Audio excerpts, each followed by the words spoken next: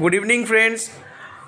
আজকে তো রবিবার, প্রত্যেক রবিবারই মোটামুটি যাওয়া হয় একটু শপিং মলে বা রেস্টুরেন্টে খাওয়া দাওয়া করতে। তো এই রবিবার ভাবলাম যে একটু বউয়ের আবদার আর কি, একটু বাইকে করে ঘুরতে যাব। তো ঘুরতে ঘুরতে আমরা চলে এলাম আজকে গড়িয়া থেকে নিউ টাউনের দিকে। নিউ টাউনের রাস্তায় তো বাইক চালাতে খুব ভালোই লাগে বরাবরই, তো আজকেও এদিকেই চলে এলাম। এই জাস্ট আমরা উইপ্রোর সামনে যে ব্রিজটা, সেক্টর 5-এর ব্রিজের ওপরে উঠলাম। বেশ ভালোই লাগছে, আজকে ওয়েদারটাও একটু ঠান্ডা ঠান্ডা, বিকেলের পর থেকে হাওয়া দিচ্ছে। চলো যাও। दिलरुबा सिर्फ तुम हो दिलरुबा सिर्फ तुम हो। খাদ্যমেলা থেকে বেরিয়ে এসে চলে এলাম নিউ টাউনের হ্যাপি স্ট্রিটে। এই প্রথমবার হ্যাপি স্ট্রিটে এলাম।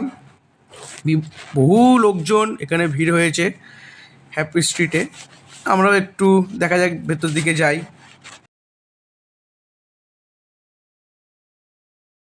হ্যাপি স্ট্রিটে এসে দেখলাম যে বিশাল একটা ব্যাপার। এখানে নাকি প্রতি সপ্তাহে শুক্র, শনি এবং রবি এখানে শান্তিনিকেতন থেকে হাট বসে। শান্তিনিকেতনে যা যা পাওয়া যায়, শাড়ি, ব্যাগ, ঘর সাজানোর জিনিস, চুড়িদার, ছেলেদের পাঞ্জাবি, সাজের জিনিস সবই এসছে। হ্যান্ডমেড শাড়ি, গেঞ্জি, কত সুন্দর সুন্দর জিনিস, মানে পুরো যেন মনে হচ্ছে আমরা শান্তিনিকেতনের হাটেই চলে এসেছি ঘুরতে।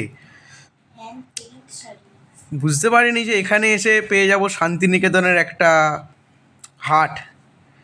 যাই হোক, না এক্সপেক্ট করাতেই এসে দেখতে পেয়ে গেছি। কোনো সময় জিনিস কিনতে ইচ্ছা হলে শান্তিনিকেতনের এখানে এসেও কেনা যায়।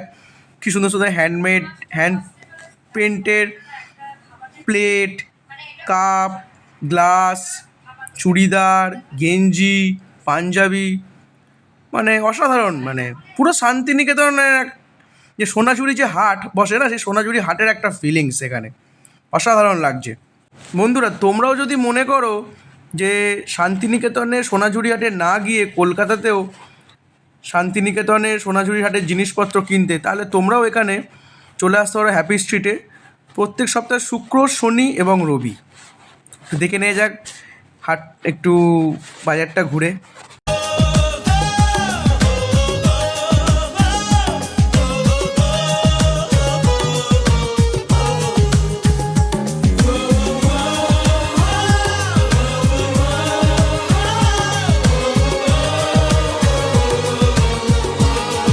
তোমরাও তাহলে শান্তিনিকেতন না গিয়ে সোনাঝুরি হাটের বাজার করতে গেলে কলকাতায় হ্যাপি স্ট্রিটে চলে আসতে পারো শুক্র, শনি এবং রবি। এখানেই শেষ করলাম।